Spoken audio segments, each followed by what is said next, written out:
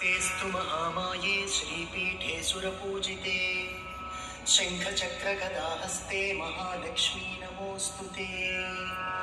नमस्ते गरुडारूढे कोलासुरभयङ्करी सर्वपापहरे देवी महालक्ष्मी नमोऽस्तुते। सर्वज्ञे सर्ववरदे सर्वदुष्टभयङ्करी सर्वदुःखहरे देवी महालक्ष्मी नमोऽस्तुते। सिद्धिबुद्धिप्रदे देवी भुक्तिमुक्तिप्रदायिनी मन्त्रपूते सदा देवी महालक्ष्मी नमोऽस्तुते।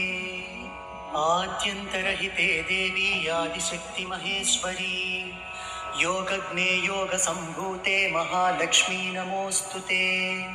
स्थूलसूक्ष्ममहारौद्रे महाशक्ति महोदरे महापापहरे देवी महालक्ष्मी नमोऽस्तुते।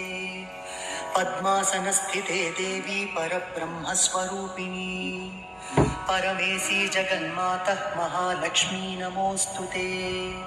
What's up, Mom?